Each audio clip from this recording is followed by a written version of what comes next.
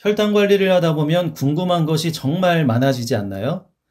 아무래도 내 건강과 생명에 직접적으로 연관되어 있는 부분이라 더 그럴 것인데요. 오늘은 당뇨 환자가 가장 궁금해하는 10가지 질문들을 모아봤으니 끝까지 시청하시고 좋은 정보 얻어가시길 바랍니다.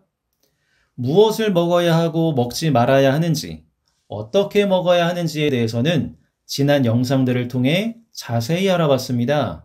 궁금하시다면 구독 버튼 누르시고 제 채널에 들어오셔서 지난 영상 시청 부탁드립니다. 자, 지금부터 당뇨 환자들이 가장 궁금해하는 질문들을 하나씩 살펴보겠습니다. 1.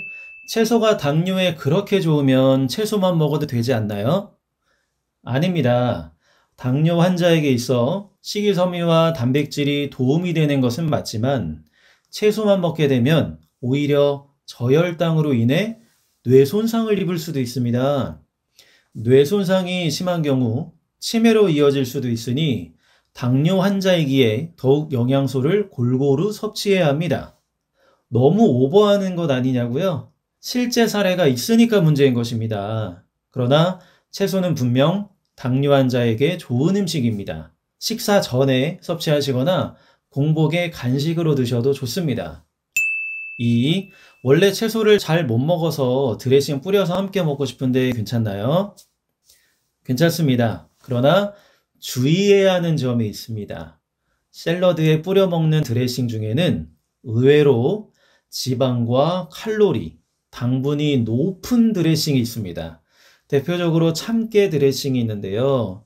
마요네즈를 베이스로 만든 드레싱이기 때문에 칼로리가 생각보다 높습니다.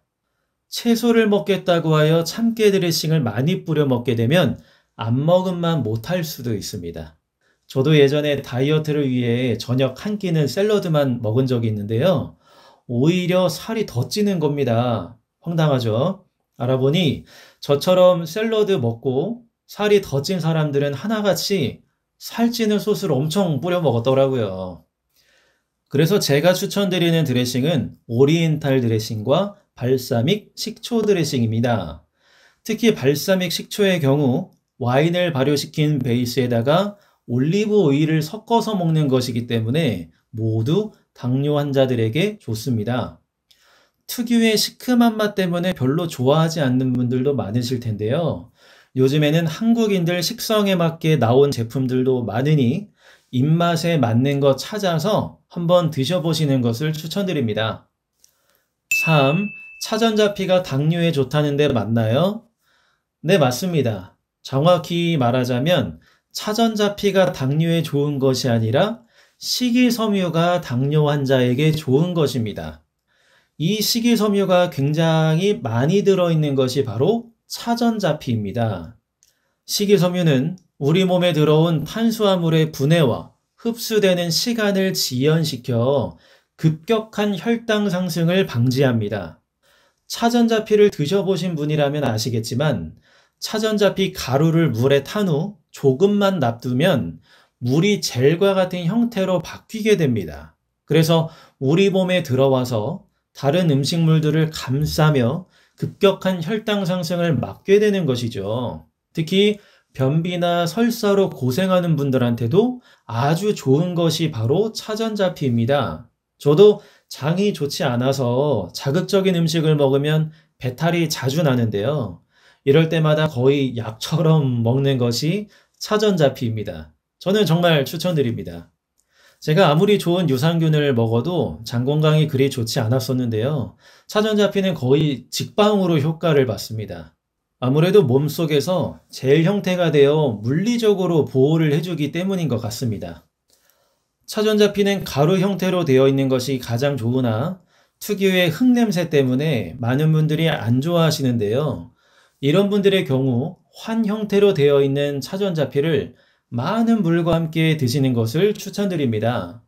매일 드시고 싶으시면 조금씩 드셔도 충분하고요. 설사가 너무 심하다 싶으시면 양을 조금 늘려서 드시면 됩니다. 네 번째, 플레인 요거트는 먹어도 될까요? 네, 드셔도 좋습니다. 요거트에는 프로바이오틱스와 단백질이 있어 당뇨 환자에게도 좋은 간식이 됩니다. 그러나 플레인 요거트라고 해서 다 같은 요거트가 아닌데요. 플레인 요거트라고 하는 것은 다른 맛을 첨가하지 않았다는 것이지 당이 들어있지 않다는 말이 아닙니다. 플레인 요거트에도 대부분 당이 들어가죠. 당이 아예 없는 요거트는 약간 신맛이 나서 처음 드셔보시면 조금 놀라실 수도 있습니다. 그러나 당뇨 환자분들에게 좋은 요거트는 당이 들어있지 않는 무당 플레인 요거트라는 것 참고 부탁드립니다. 혈당 관리를 위해서는 항상 성분표 보는 것을 생활화해야 하는데요. 성분표를 살펴보셔서 당류가 들어있지 않는 것을 고르시면 됩니다. 다섯 번째, 일 때문에 어쩔 수 없이 주 야간이 바뀌는 삶을 살고 있다면 어떻게 할까요? 우리는 살아가기 위해 어쩔 수 없이 돈을 벌어야 합니다. 직업 특성상 수면 시간대가 불규칙한 경우 자연스럽게 식사 시간대도 달라지게 되는데요. 이런 경우는 어쩔 수 없이 수면 시간을 중심으로 하여 3끼의 식사를 계산하시면 됩니다. 심한 공복이나 심한 폭식이 없도록 잘 주의해서 식단 관리하시는 것을 추천드립니다. 6. 살 빼면 당뇨에 좋다고 해서 유산소 운동만 하고 있는데 괜찮을까요? 네, 잘하고 계십니다. 유산소 운동도 꾸준히 하게 되면 아주 큰 효과를 보게 되십니다. 그러나 여기에 근력 운동까지 하게 된다면 당뇨 개선에 훨씬 도움이 되실 겁니다. 특히 나이가 들수록 사람은 근육이 감소하게 되고 포도당을 저장할 공간이 부족하여 점점 당뇨가 오게 됩니다. 근력 운동이라는 것이 꼭 헬스장에 가서 무거운 것을 드는 것만 말하지 않습니다. 맨몸 운동으로도 충분히 근력 운동이 가능합니다. 예를 들면 팔을 들었다 놨다, 다리를 올렸다 내렸다 하는 운동 말입니다. 처음부터 너무 무리한 근력 운동을 하게 되면 빠르게 포기하게 되는 계기가 될 수 있으니 무리하지 않는 선에서 꾸준히 근력 운동하는 것을 추천드리고요. 유산소와 근력 운동 모두 당뇨 예방에도 도움이 되니 참고하시기 바랍니다. 7. 몸에 너무 힘이 없어서 운동을 하기가 힘듭니다. 그냥 굶어서 살을 빼는 건 안 될까요? 절대 안 됩니다. 몸에 힘이 없어서 힘든 운동을 못 하겠다면 약한 강도의 운동이라도 하셔야 장기적으로 내 몸에 도움이 됩니다. 힘이 없다고 해서 그냥 굶어서 살을 빼는 것은 아무 의미가 없습니다. 체중이 줄어든 것은 지방이 아니라 수분과 근육이 빠진 것이기 때문입니다. 게다가 공복 혈당이라고 하여 췌장에 심각한 손상을 주는 증상까지 일어나게 됩니다. 굶어서 살을 빼는 게 당뇨의 최악인 이유는 몸에 쌓여있는 지방 때문인데요. 공복이 되면 지방에 보관하고 있던 당을 끌어다가 에너지원으로 쓰게 됩니다. 이때 지방이 너무 많으면 빠져나오는 당의 양도 많아지게 되고 여기에 식사까지 하게 되면 혈당 스파이크를 일으키게 되는 것입니다. 올바른 식단으로 3끼를 다 챙겨 드시는 것을 추천드립니다. 8. 제로 음료는 당뇨 환자가 먹어도 괜찮은가요? 많은 분들이 요즘 궁금해하시는 부분이죠. 결론만 말씀드리자면 좋지 않습니다. 물론 일반 탄산음료나 과일 주스와 같이 당이 많이 함유되어 있는 음료를 마시는 것보다는 훨씬 안전합니다. 요즘에는 제로 음료뿐 아니라 제로 과자와 제로 아이스크림도 하나씩 출시되고 있는데요. 실제로 제로 아이스크림을 먹기 전과 후의 혈당을 체크해 보니 당이 오르지 않았다는 테스트 결과도 있습니다.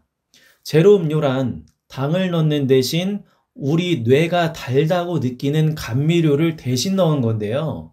그러다 보니 실제로는 당을 먹은 것이 아니지만 우리 뇌는 단 음식을 먹은 것이라고 생각하여 인슐린을 분비하기도 합니다. 더 나아가 단맛에 익숙해져 버린 우리 입맛은 다른 종류의 음식에도 더욱더 단맛을 찾게 되어 있습니다. 제로 음료와 함께 먹은 음식이 이제는 달게 느껴지지 않는 것이죠. 또한 가장 큰 문제점은 제로 음료니까 맘대로 먹어도 괜찮아 라고 생각하는 것입니다. 한마디로 정리하자면 제로 음료는 일반 음료보다는 좋으나 물보다 좋은 음료는 없다입니다. 9. 당뇨약은 한 번 먹으면 계속 먹어야 된다고 해서 안 먹으려고 하는데 괜찮을까요? 가장 대표적으로 오해하는 것 중 하나가 바로 당뇨약 부분입니다. 답부터 말씀드리자면 당뇨약 처방을 받으셨다면 반드시 당뇨약을 드셔야 합니다. 당뇨약을 먹기 시작했기 때문에 평생 약을 먹을 수밖에 없게 되는 것이 아니라 당뇨 특성상 점점 악화되는 진행형 질병이기 때문에 최대한 약으로 막아보려는 것일 뿐입니다. 그래서 보통 약을 먹기 시작하면 평생 먹는 것이 일반적인 경우입니다.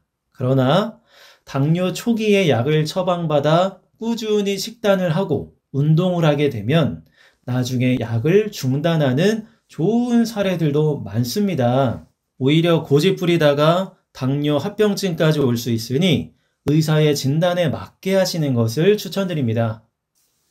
10번째, 쌀 대신 현미를 먹고 있습니다. 현미밥은 마음껏 먹어도 되나요? 아닙니다. 당뇨 환자들이 많이 듣는 말 중 하나가 3가지 흰색 음식을 조심하라는 것인데요. 흰 설탕, 흰 밀가루, 흰 쌀밥이죠. 그래서 흰 쌀밥 대신 현미밥을 먹으라는 말을 많이 들어보셨을 겁니다. 그러나 현미도 결국은 탄수화물이 대부분이고요. 단지 흰 쌀밥의 대체 음식이라는 것이지 현미도 많이 먹으면 혈당 오릅니다. 결론적으로 골고루 적당히 순서에 맞게 먹으면 대부분의 음식은 다 괜찮습니다. 오늘 당뇨 환자들이 가장 많이 하는 질문 10가지에 대해 알아봤는데 어떠셨나요? 평소에 궁금하셨던 부분이 해소되셨나요? 더 궁금한 부분이 있으시다면 댓글로 남겨주세요. 다음 영상에서 다뤄보도록 하겠습니다. 당뇨는 하루아침에 좋아지지 않습니다. 그러나 식단과 운동을 습관처럼 하게 되면 내 생활이 되고 변화된 내 생활 습관이 변화된 내 몸을 만들 것입니다.